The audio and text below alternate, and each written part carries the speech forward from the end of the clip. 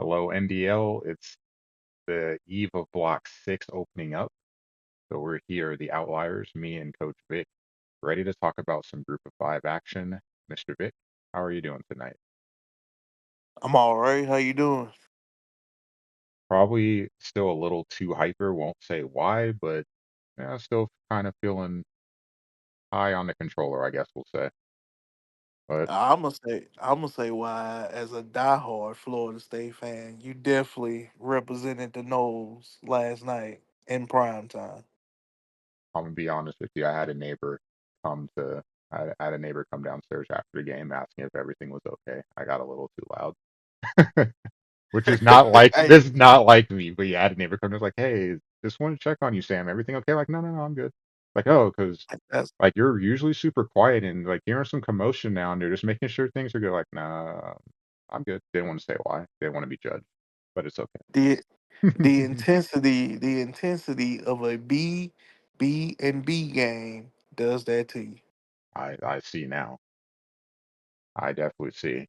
Well, we're here to talk about a Group of Five. We've got two blocks left in the season, maybe some time, maybe a couple extra days, a week, pause week, so to speak, to get these games in.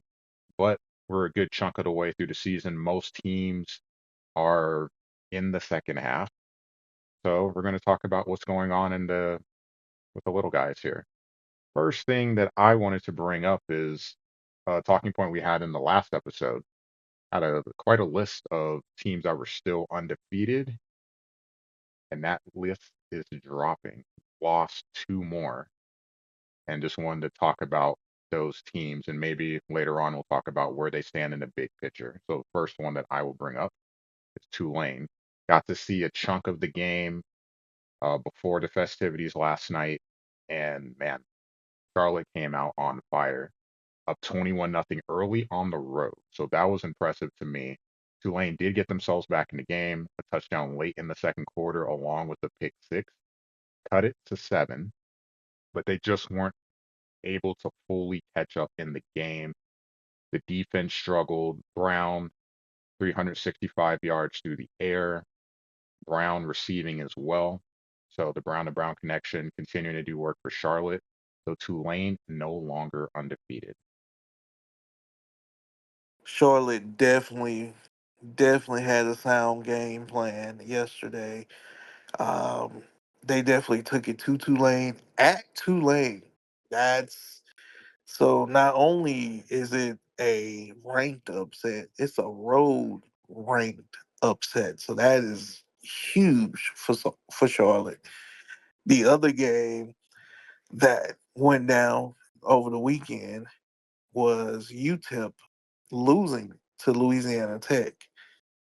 They were definitely beat. They were almost 35, but they were down 30-14 at the half. Louisiana Tech ran it, passed it up and down the field on UTEP.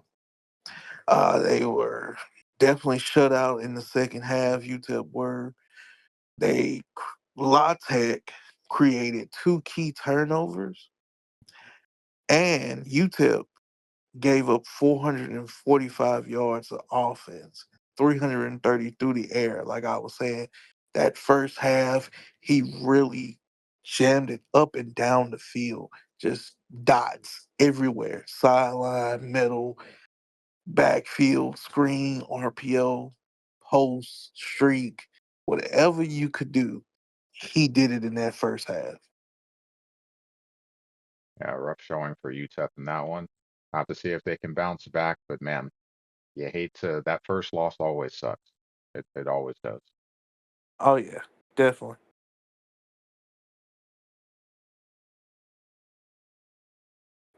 Well, with that being said, with those two teams being said, we still have some remaining undefeateds in the American. We have FAU and USF.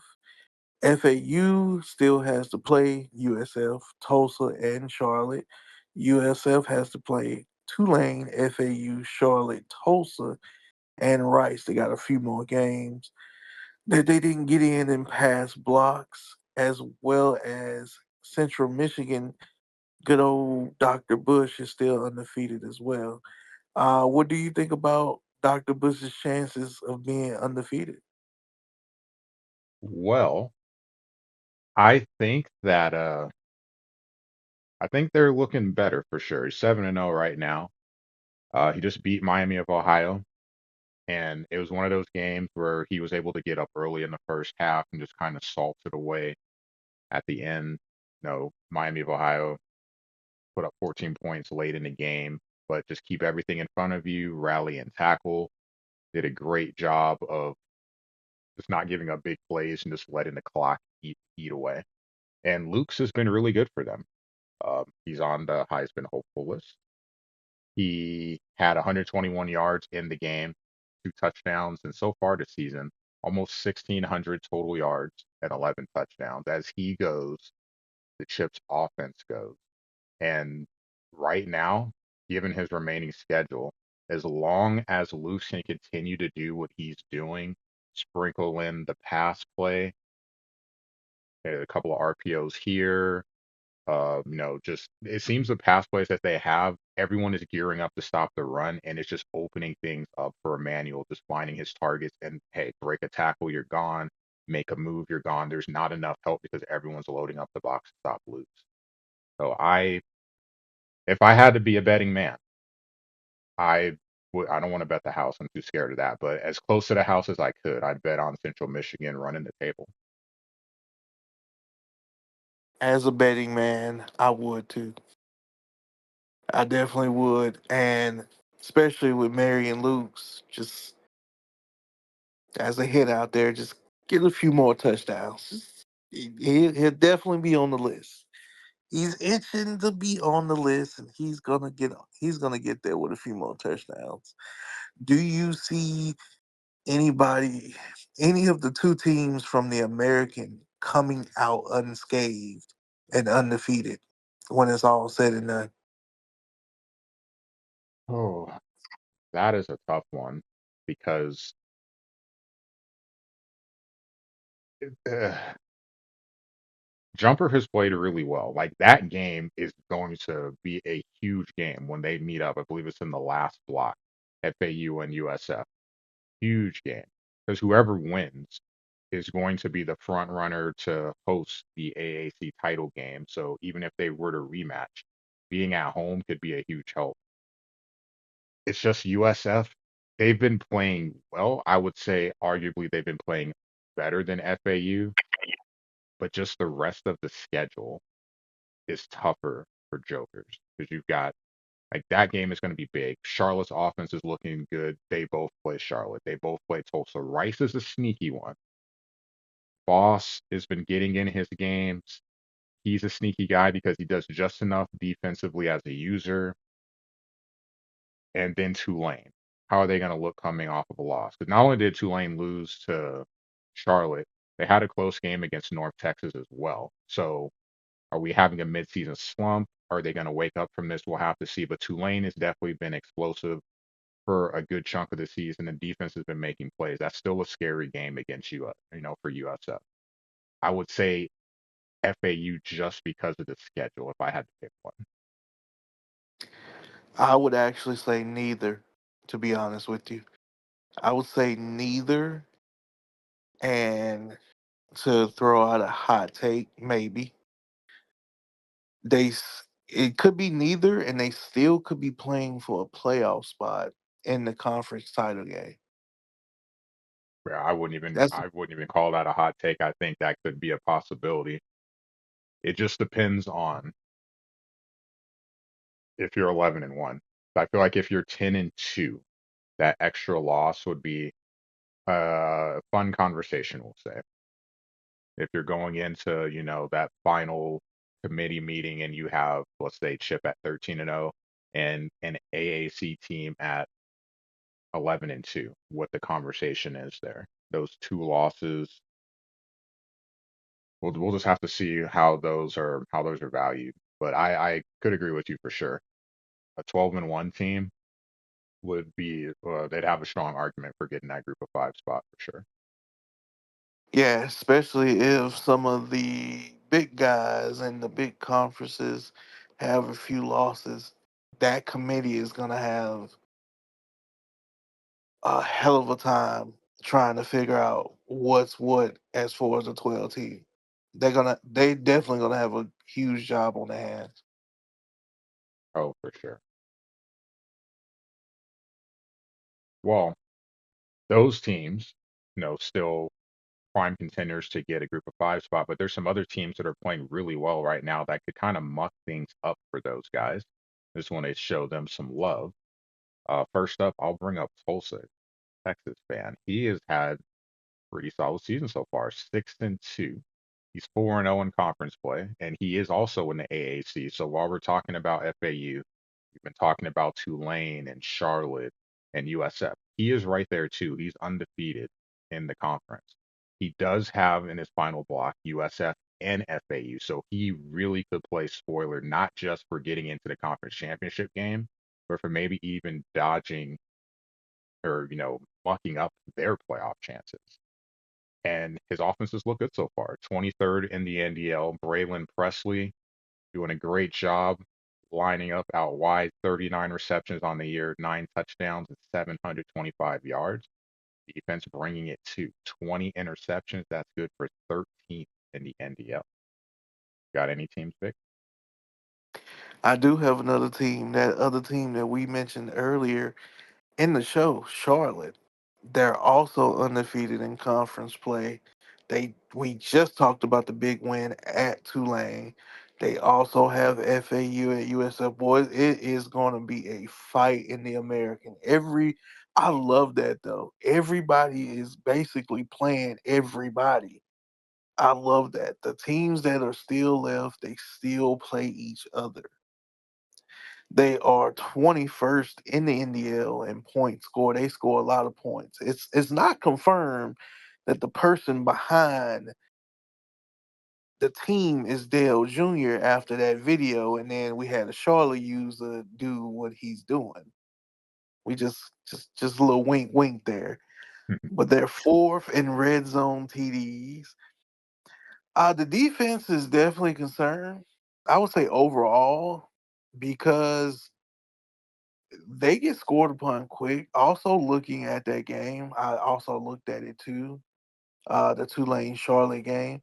Tulane was able, it was a turnover here and there, but Tulane was able to go up and down the field on Charlotte at will.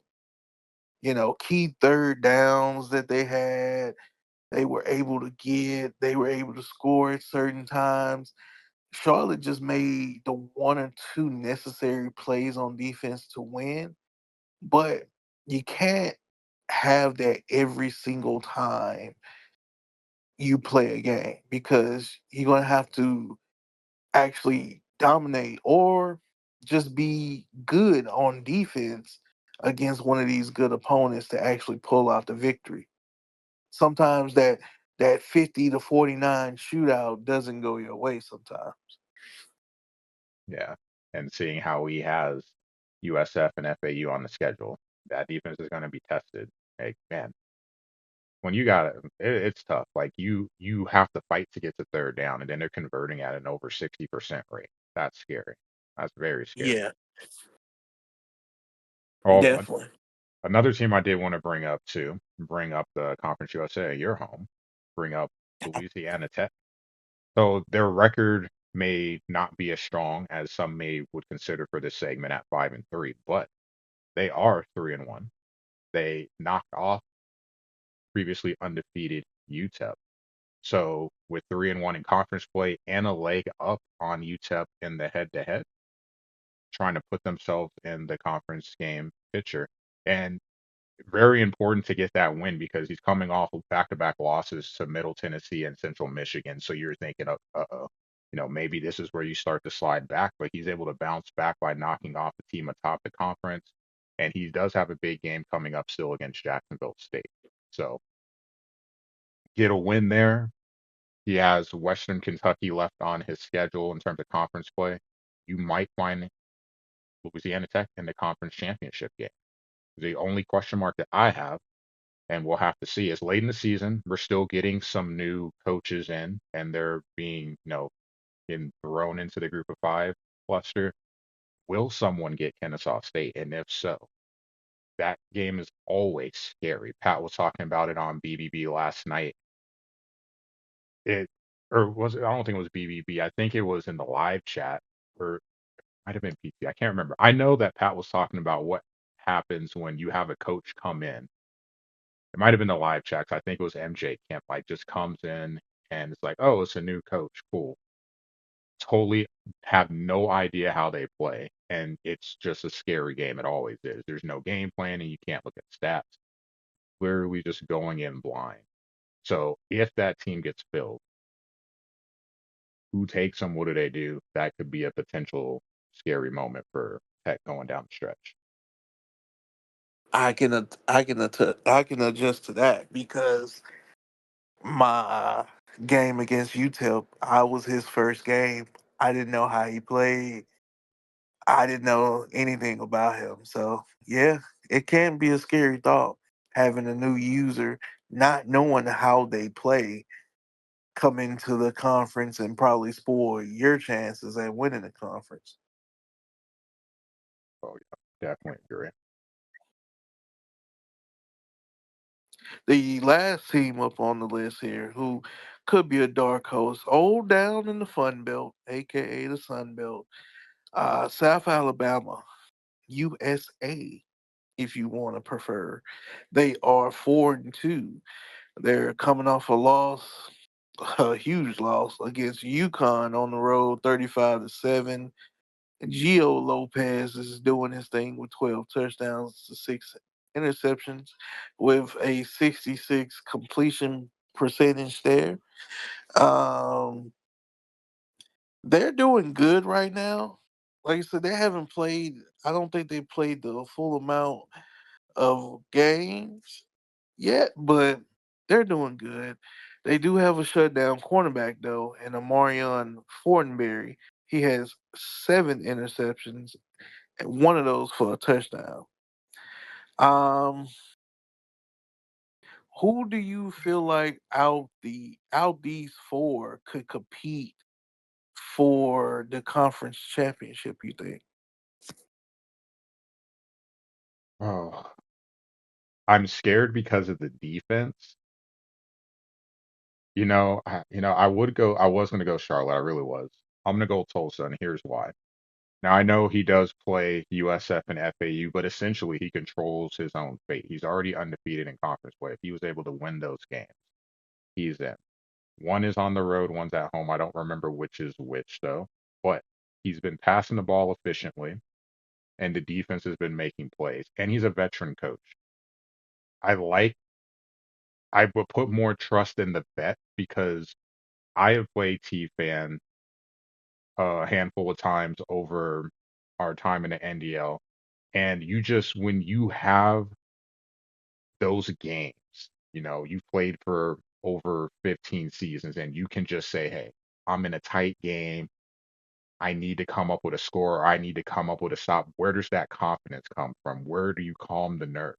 He has a bunch of games that he can pull from and say, hey, I got it done in this moment. I was able to do it against this coach. I was able to do it against this team, even though the context of the game, things aren't going well. I just will put more trust in the vet because they've been there more. Charlotte still scares me in that sense because he's still new and he hasn't been battle tested yet. I think Texas fan has been, so I'll go with Tulsa. I would go with Charlotte. Actually, I believe I picked them as a part of the media to be in the conference championship. I have to look back and see, but I've been a big fan of his the whole time. I love the play. I love the way he plays. He put that pressure on you. Like he's very aggressive. Like if you think you're gonna shut him down, you're probably not in that conference. And then it backfires on you. Then you get a little nervous because it's like, hey, this is Charlotte. Why am I not stopping him? And you at least got to put up 30 to even have a chance to defeat him. So I feel like even though he is a new user, I feel like he has no fear. That Tulane game really showed a lot to me because he can go into anybody's place and he can knock them out. Plus, I feel like he has no fear being that he's going to have to run the gauntlet, being that he plays basically everybody that's undefeated in the conference. So that no fear mentality is going to carry him a long way. Yeah, you could almost argue the other way that just the fact that you don't know any better works in your favor. Like if you think of the True. playoffs, you always say it's great to have veteran leadership, guys that have been there, know how to get it done. The moment is not too big for them versus the young team. They don't know any better. They don't know what it's like to fail. There is no And pressure for them because they haven't had to experience it before. So it's just kind of a different animal. and So it just depends on usually the perspective. and usually the don't know any better team actually advances forward. Look at even though it's a different sport. Look at the NFL. You had the Commanders, didn't know any better. The Bengals is a huge example. Didn't know any better, just came and beat Mahomes. The Lions didn't know any better, almost beat the 49ers the year previous. Um, teams that don't know any better usually do better than the teams that have a veteran presence because they can feel the pressure. They know it's pressure. They know, hey, I got to do this. Being a young team or being a young user, a user that hasn't gone through the struggle or gone through the grind of an NDL season, they don't know any better. They're like, hey, we're just having fun. Hey, if we do it, we do. If we don't, we don't. We're just playing it loose. Whereas a veteran could have a little pressure, be like, hey, I'm supposed to beat him. Fair enough. Well, I know one thing we do know. There's probably a list of favorites. So, for those that don't know, there are 12 spots for the college football playoff. Five go to the top conference champions, and then you have at-large bids. The group of five is guaranteed one spot. It's possible they can get two, but the way the season is breaking out, I'm not of the belief that ends up happening. And then plus, there's another team I'm going to probably have to ask some confirmation for because I'm going to have questions on what they're considered. But we don't have to talk about that today because I need to do my research to prepare for that. Maybe say next week. Let's get a little farther in. But I based mean, on, you could ask the question. I probably know who you're talking about, and I can answer it for you. well, I know they'd probably be considered group of five, even though they're not in a group of five conference. But I would we'll save that for next week. Let's talk about it next week because we Yeah. could have a segment on them. But what I do know is we have to have one spot. So if we're just looking at the conferences that we normally talk about, which would be the AAC, Conference USA, MAC, Sun Belt, and Mountain West, give me a favorite and who, if today, just based off the resume today, who do you think gets that spot? And then a dark horse going forward that if they play well down the stretch could get that spot. I believe the favorite to get the spot is Central Michigan because they're the most likely to be undefeated and they would be ranked high enough, I feel like. But I feel like the dark horse is the American champion because I can see a scenario where the American champion with one loss going through the gauntlet that we now know that is the gauntlet of the American. It rivals any gauntlet that the power conferences may have outside of the SEC. So you would have the SEC as far as gauntlet of teams you have to go through, and then you would say the AAC is the next hardest gauntlet to go through as far as group of teams that you got to go through to get to the conference championship. So I can see a one loss team potentially getting in front of Central Michigan, but the one loss versus undefeated talk would have to come into play at that point. Yeah. What Well, about you? this is a tough one because then you have to factor like there's man, I feel like I'm gonna flip flop on my answer, and that's what I was trying to avoid. It's a tough one for me because I feel like Central Michigan today and South Florida today are fairly equal, but I man, I'd probably give the nod lightly to South Florida just based on today. That's what we're going off of. Yeah, The Memphis game, probably, the biggest win that he has on the season to this point. Memphis is 2-4, but that is a high-powered offense, and they were able to outlast. You have one win. I mean, it's kind of tough because when you talk about Power Four, you have the win against Michigan State, you have wins against Pittsburgh, but they are not having great seasons either. So like it's better than a group of five win, but it's not like a substantial Power Four win either, if you know what I mean.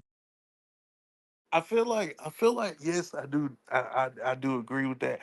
I feel like more so that those two teams, FAU and USF, their benefit is what's ahead, Yeah, not necessarily currently, but what's ahead.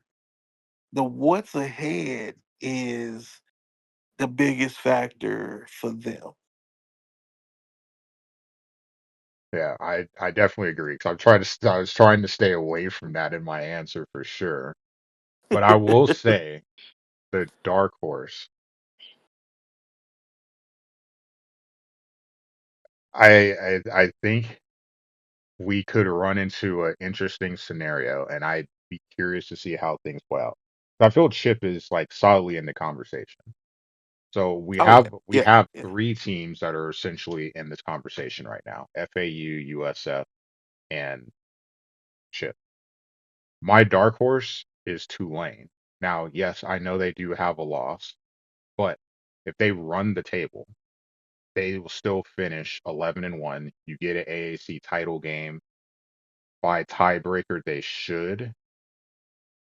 Maybe we'd have to see because that may factor into the answer too. Because if they go 11-1 and don't make the AAC title game based on a bunch of people in a tiebreaker scenario, that doesn't help because Chip I feel like would be able to jump over with that extra win in a conference championship. But if Tulane were to go 12-1, which is still a possibility, they're going to have to get that offense.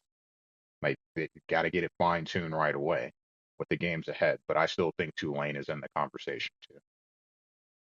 Tulane is definitely in the conversation. Uh, we would have to basically check out those tiebreakers scenarios to see what tiebreakers he would factor into if everybody has a loss or if there's only one undefeated team with two or three teams with one conference loss.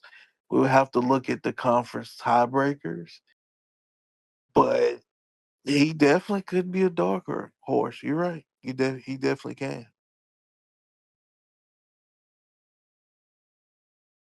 Well, now that we have that done, we can slightly start looking ahead because the next block has a couple of games that are going to be interesting games. Some will be factors potentially in conference races, some just matchups that I find interesting. So I'll start first. I will point out a AAC game, Memphis at Rice. Just mentioned Memphis. Traveling to Rice should be a fun game. Both teams have lost to Charlotte, but if we use that as kind of a way to evaluate the teams, Memphis was able to hang with them longer, put up more points, slow down that offense a bit more. But my concern for Memphis would be EJ Warner. He's had or sorry, for Rice would be EJ Warner. He's looked good at times and bad at times. He's got 12 touchdowns and 12 interceptions on the season. So Jekyll and Hyde, which version of him are you going to get? And they will need to protect the ball because Memphis is probably going to put up points. And for that reason, he's got to be efficient passing the ball. And then the X factor could be which run game is better. Connors get going for Rice, that opens up the play action. That takes the ball out of EJ's hands some to help, lessen the opportunities for potential interceptions. Or does Anderson get going for Memphis? That means he's running, breaking play, big plays. That also means you're probably having to bring more pressure, which makes that dangerous Memphis passing attack even tougher to slow down.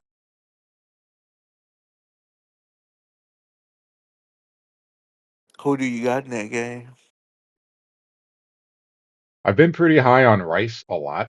They also were one of my group of five picks in the media draft. But for this one, I'm going to go with Memphis. Like, I believe that Boss Ranger is a solid user and he'll make some plays on the defensive side of the ball. But Memphis just have so many things you have to worry about on the offensive side. I just feel like they'll put up enough points early on, and Boss is just going to be chasing them. And that is what makes EJ very dangerous because you're going to have to pass the ball. Interceptions will kill you in this game. So I think Memphis is going to get up early and just be able to kind of hold off Rice long enough to get the win. I'm gonna go with Memphis as well. I feel like the quarterback EJ Warner is too inconsistent for Boss Ranger, and I feel like it's gonna be another up and down game for him, and Memphis is gonna capitalize off those turnovers. Yeah, that's not the team to go up and down against. Got to be consistent. Definitely. A game I want to highlight in the Mountain West, which is Jeff Daddy, Cheapono in Hawaii against Black Rain and UNLV, the Go Go Running Rebels.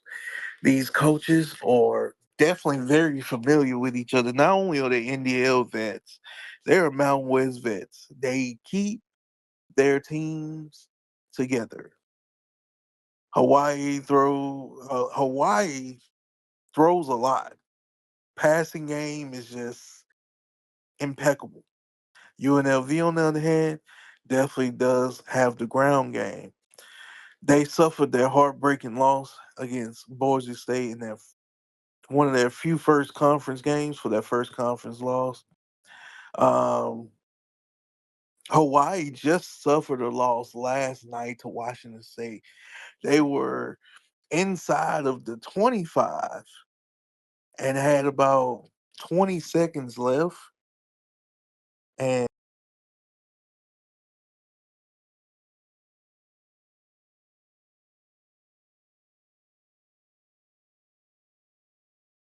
Uh, you there, Vic? Uh-oh. I think Vic muted himself.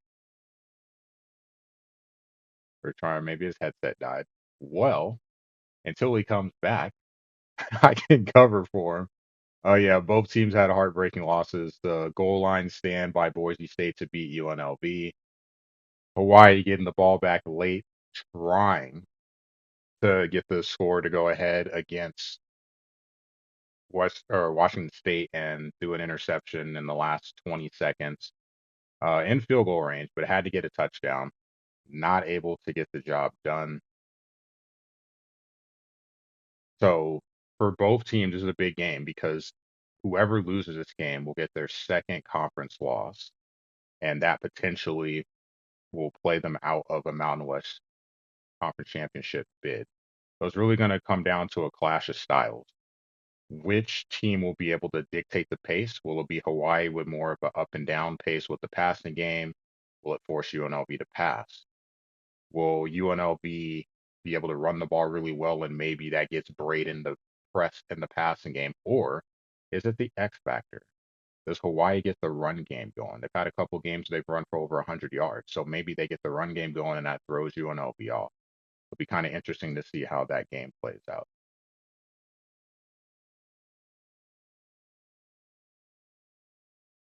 All right, Vic is. Let's see if we can get him put back in here so we can get things back going. Does it look like it booted him out? You good now, Vic? All right, I'm good now. I don't know what happened. I'm Eh, sorry, everybody. it's tech. Things happen. Not a big deal. I'm sorry. What I was saying was the game last night was a great game. Um, they were inside the 25 with about 20 seconds left and a timeout. I felt like he could have had 3 plays, but he took it all and uh, got an interception in the end zone by Washington State. But he played him tough, and that's the most important thing there. I don't think anybody had that option having a close game at the end between Hawaii and Washington State. The big X factor in that game is the class of styles between UNLV's ground and pound, with Thomas leading the way with 677 yards and 7 TDs, and of course the air attack of Hawaii, with Traeger having over 2,000 yards and 12 TDs. Which part of the offense can get going first, early, and often? I feel like whoever jumps out on the lead first could win. I don't feel like a comeback is coming in this game. I just feel like whoever jumps out to the lead first is going to be the winner. Oh, which team do you got? I got Hawaii. Ochi Pono. I believe in Hawaii. Well, I have Hawaii as well.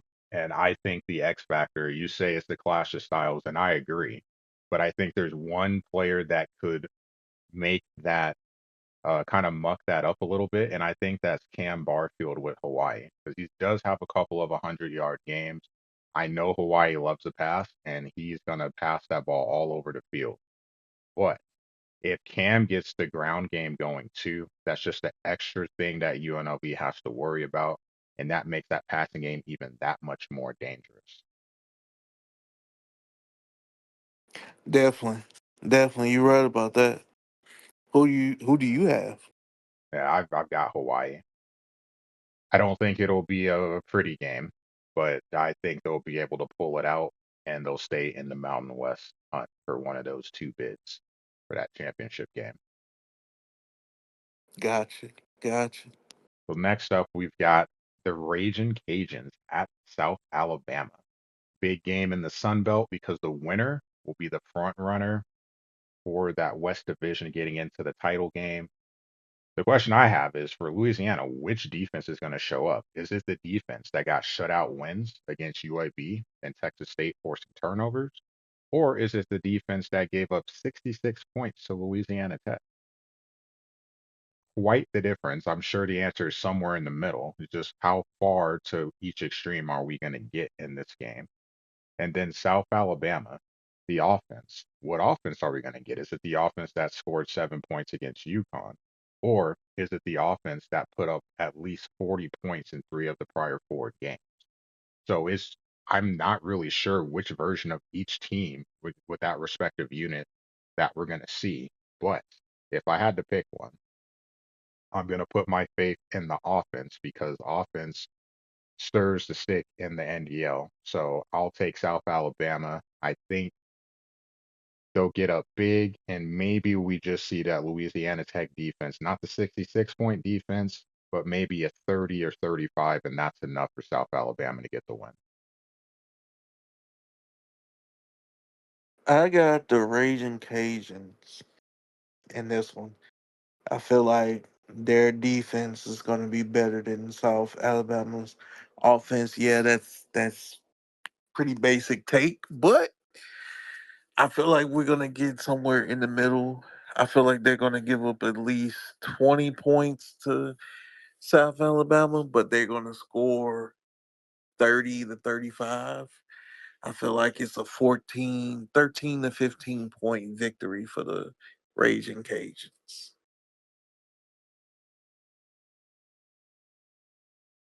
And now the last game that we have that's put into the spotlight, as we like to do, we like to put games in the spotlight, and this definitely is spotlight material.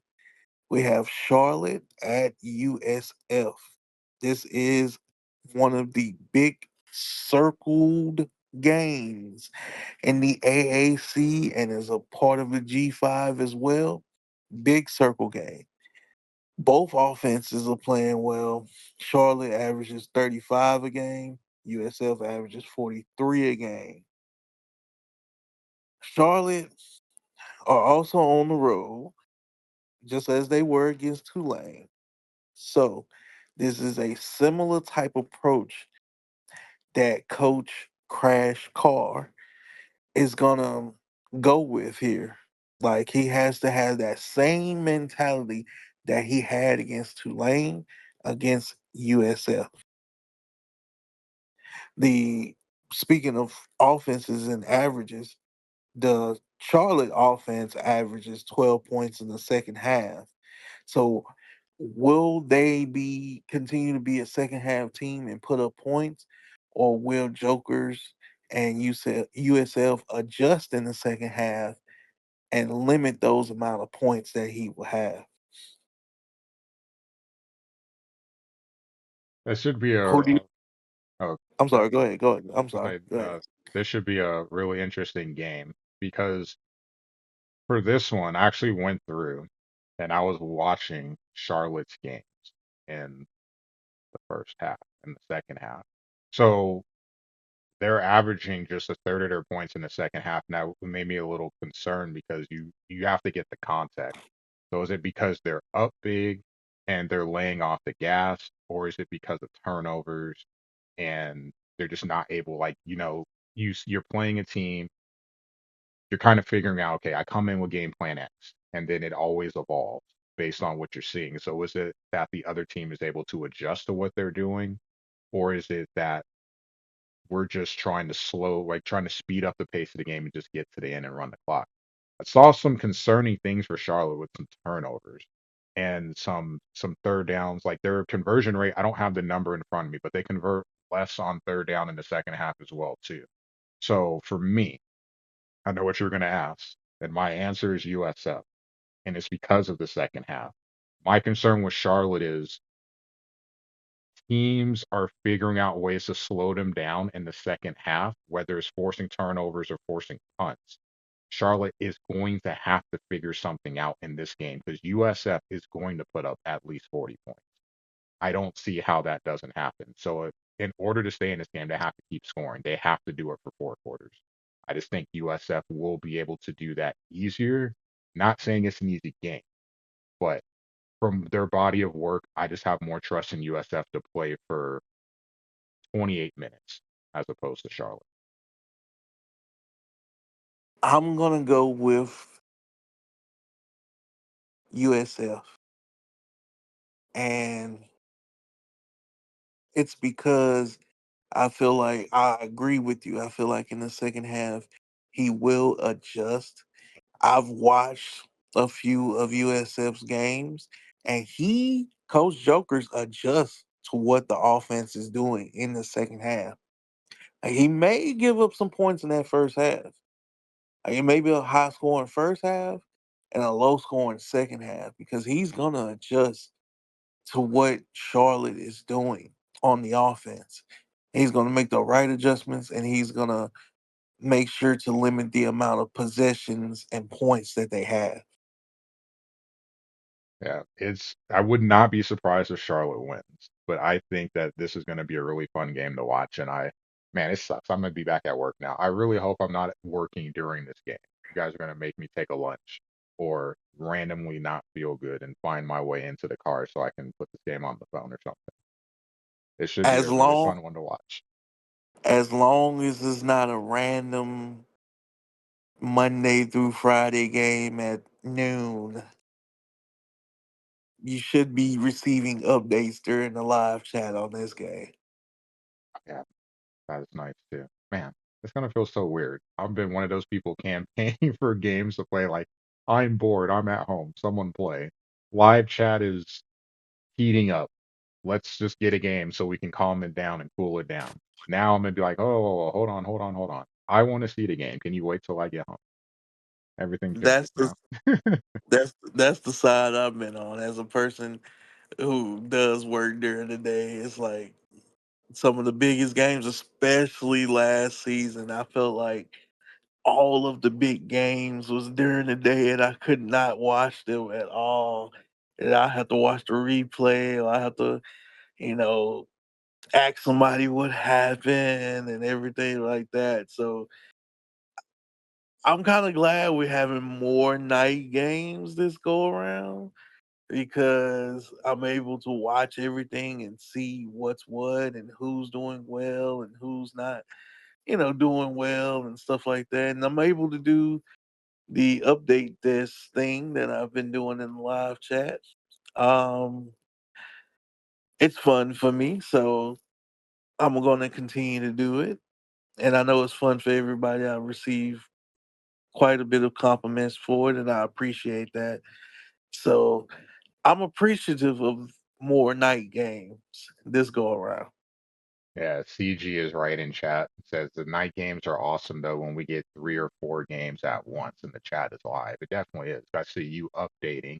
Normally of late, that's been the time that I've been waking up.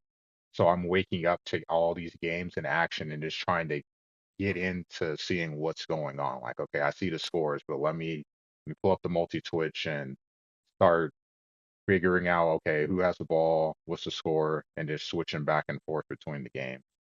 Fun stuff. One of the best parts of the A- NDL for sure.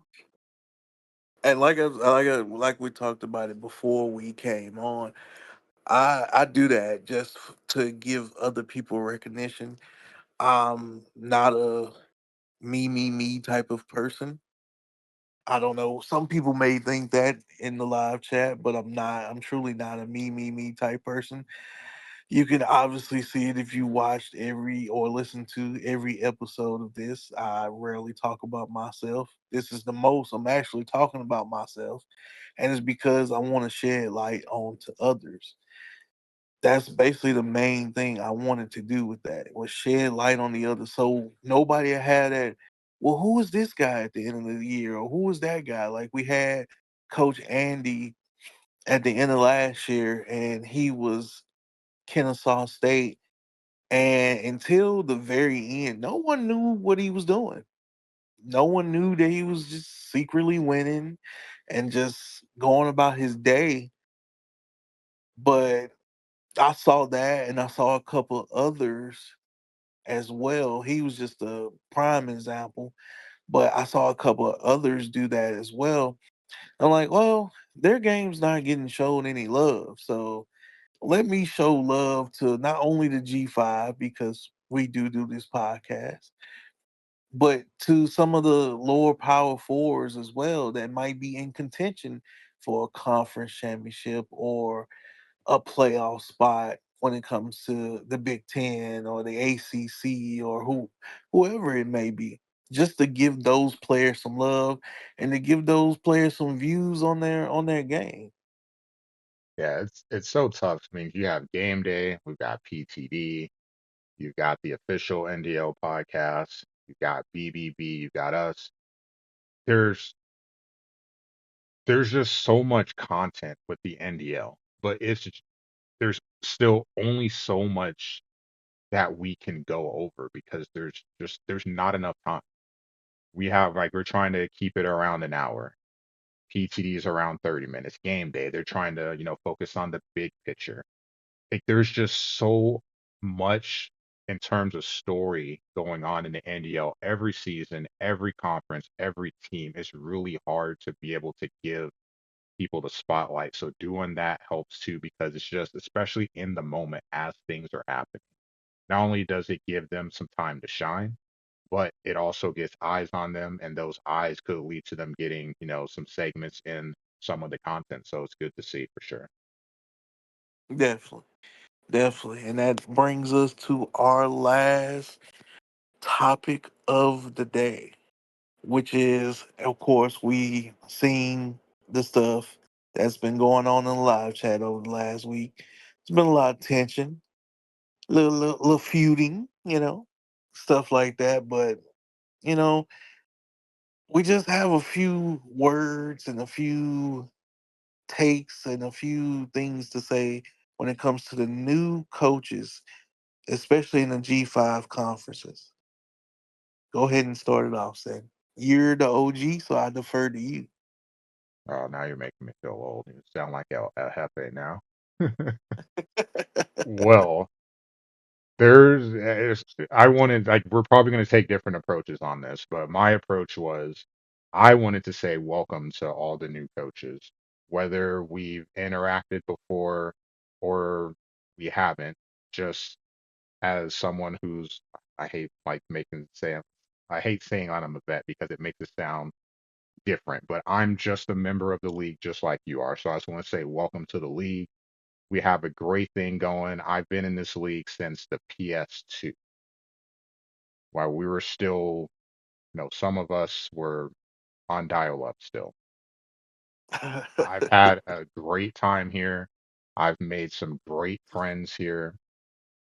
I've had some awesome rivalries.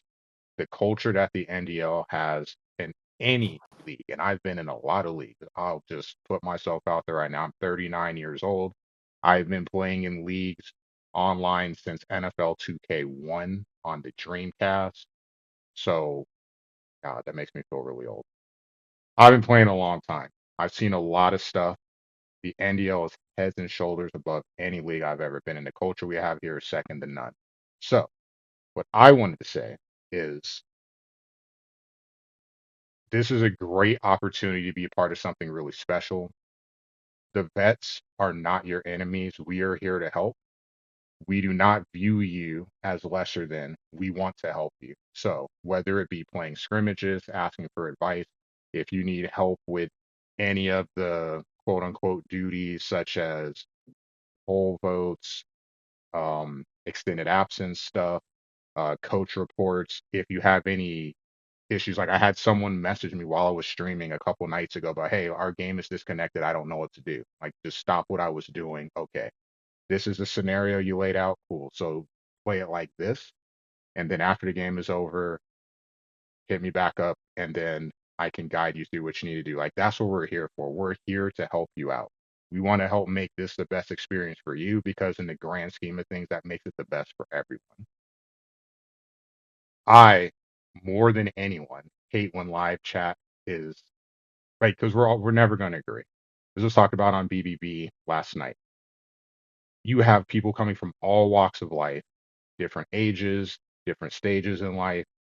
We have different opinions on stuff. We're not always going to agree, and that's okay. Just do it respectfully and just try to remember that we're all here playing a video game. We're here to have fun. We're here to meet awesome people and just have a great time. So just it'd be nice if live chat wasn't. There's definitely been some days where it just feels like, man, I don't even want to type anything in there because I don't want to be like, I don't want to be lumped into this. And I could see how that could be overwhelming for people that are new to the league. It doesn't reflect well at times on what we stand for. So just something for everybody to be mindful for. But as a whole, just wanted to welcome. I know we have a lot of people coming in taking over some of the group of five teams. Just want to welcome you guys in. If you need anything, everyone is super friendly in this league. We're more than happy to help you. And I'm I done. just want to back. I just want to back up that claim as well. Welcome. I'm Vic.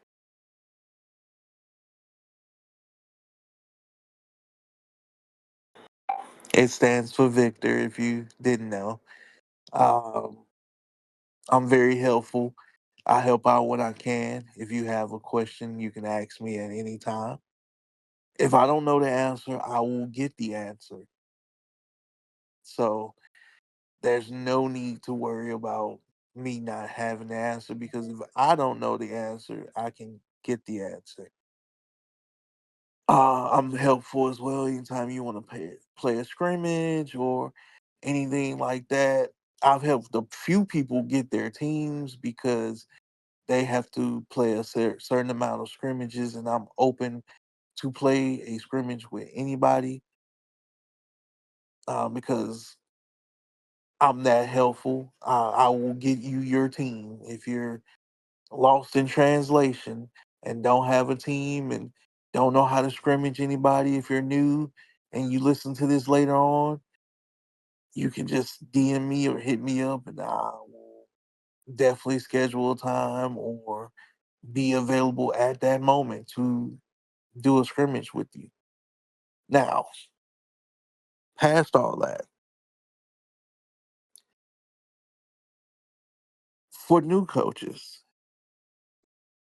this is all the way through P4, G5, doesn't matter.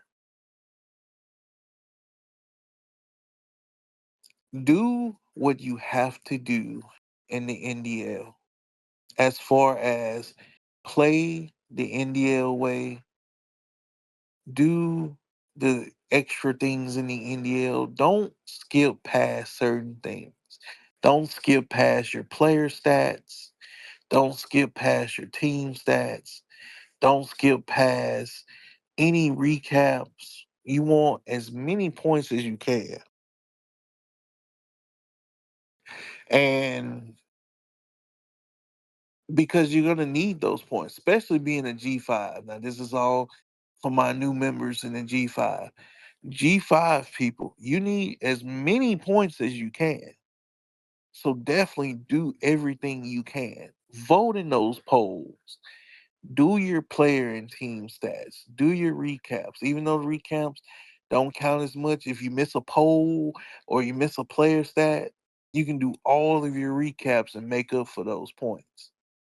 I'll just So jump do in what for you one need. sec real quick. I don't know if some people don't know that are new to the league, um, your stats. So once a game is played and once team stats are entered, after that, you only have 7 days to enter your player stats and do your coach report, and then you're locked out of it. So just a nice friendly heads up.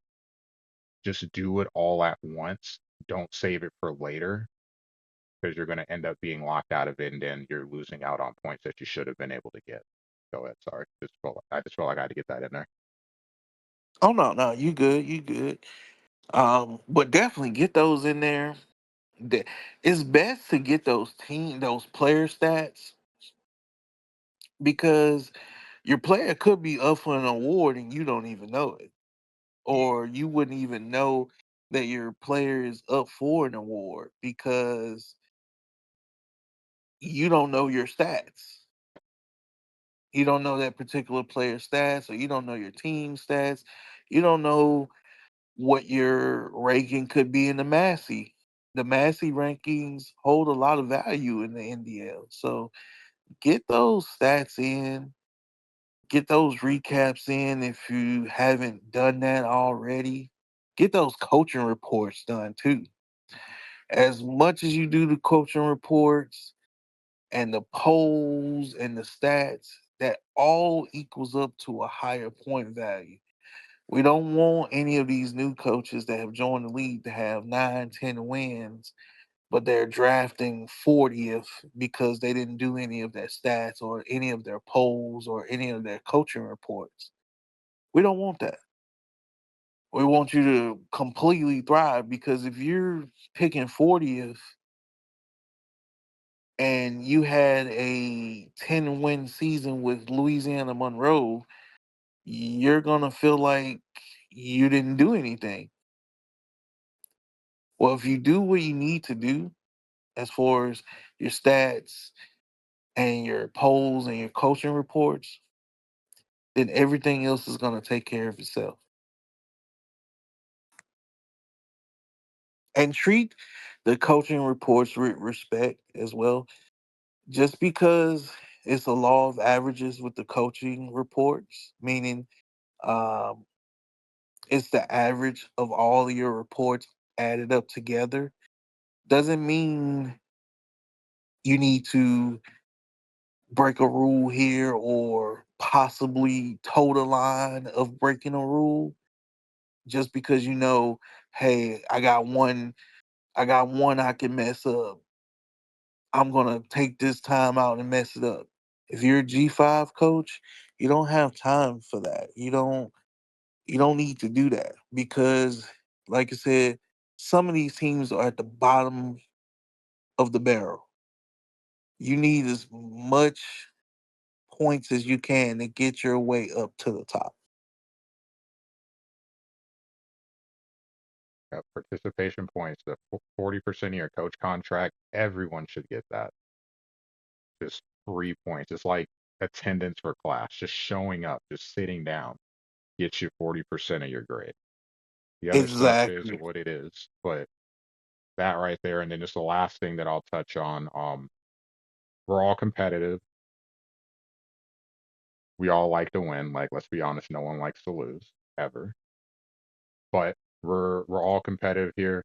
Just a friendly reminder, especially for people that are new to the league. I know it can be overwhelming.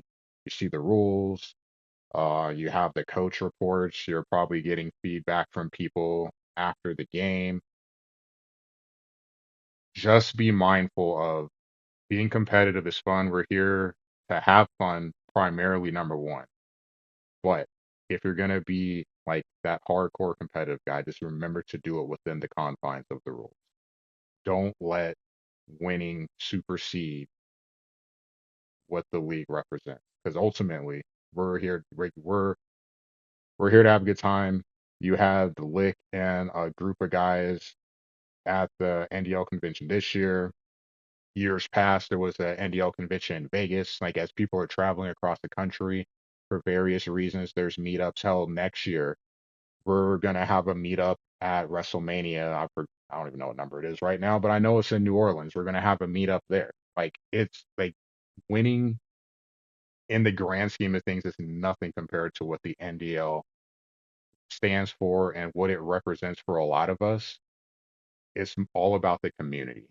Community always comes first. It's just something to be mindful of, especially for people coming in that aren't familiar with us. Like this is like the backbone of the league is community. That's what always comes first. It's always what's going to come first, and it's something to keep in the back of your head whenever you're playing games. Definitely. Definitely. There is no ball knower stat of the week. I did not prepare for one. I'm sorry. But there will be one next week. All right, that sounds good. So I know you're a busy man. You have things that you have to do. I have edits that I have to do. Today's was a weird day. I woke up at 2:30 in the afternoon, so I'm way behind, as you probably saw. So I have stuff to work on. I know you have some stuff you need to do. So we'll call it here. Appreciate you being on as always. Appreciate you guys listening out there, and we'll see you next week.